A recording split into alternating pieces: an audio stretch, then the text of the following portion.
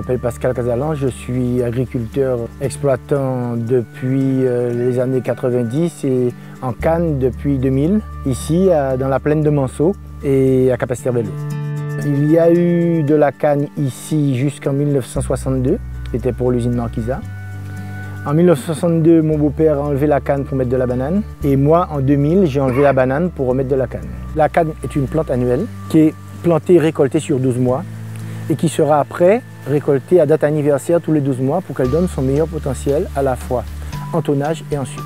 Et donc c'est surtout au moment de la plantation qu'on a le plus de problèmes d'enherbement parce que la canne qui n'a pas encore poussé va se retrouver en concurrence avec des herbes qui sont là et qui ont un cycle qu'on connaît mal mais qui est très vigoureux.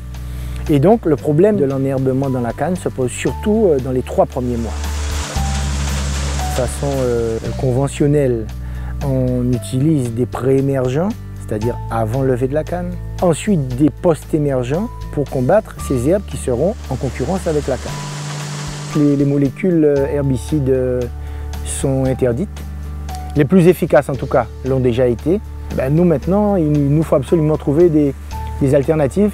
Et c'est pourquoi on cherche et avec la mécanisation, on pense avoir trouvé au moins pour l'instant un intermédiaire. On alterne chimique et mécanique et ça nous permet aussi d'avoir une plus belle végétation. Comme vous pourrez constater, là nous n'avons pas fait d'herbicide chimique et la canne connaît, même s'il y a un peu d'herbe, la canne a une croissance très vigoureuse. Vous pourrez regarder les plants. C'est une canne qu'on va couper à la fin de la récolte. Et en face, mon voisin, lui, il fait encore le désherbage chimique qui n'est pas non plus la panacée parce que vous allez voir que le champ n'est pas vraiment propre. De plus en plus, on sera contraint de laisser tomber le chimique parce que les produits seront interdits. Bon, moi je pense qu'on n'a pas vraiment besoin du chimique. Disons que ça correspond à une certaine facilité. Mais 1, c'est toxique pour l'applicateur.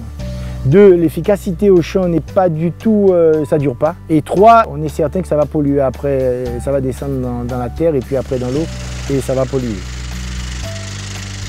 Il y a quand même une implication plus importante de l'agriculteur en temps.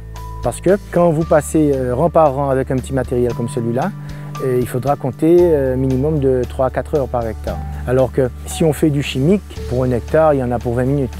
Bon, il faut acquérir le petit matériel. Bon, c'est pas vraiment très cher parce que c'est un petit matériel qu'on va pouvoir garder 5, 10, 20 ans selon l'entretien qu'on va lui donner. Et ensuite, l'intérêt vraiment, c'est 1, d'éviter de s'intoxiquer pour l'applicateur. 2, d'éviter aussi d'intoxiquer la plante parce qu'il faut bien comprendre que les désherbants qui vont agir sur les mauvaises herbes, ce qu'on appelle entre guillemets les mauvaises herbes, ils agissent aussi sur la canne et ils vont donc la freiner, ils vont freiner sa croissance. Et quand vous voyez cette canne-là, vous voyez qu'elle a connu apparemment aucune difficulté de croissance. Donc la canne est beaucoup plus vigoureuse parce qu'elle a été moins polluée, moins agressée par les produits qui sont censés l'épargner.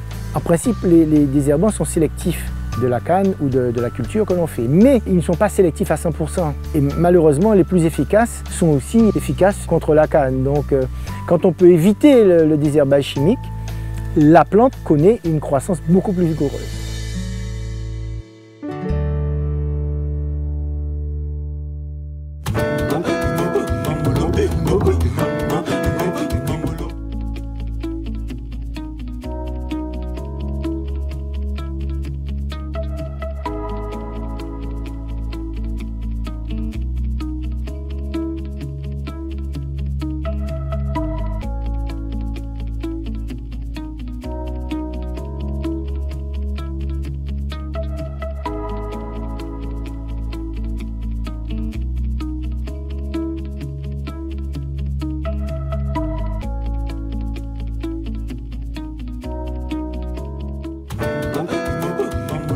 Go, go, go.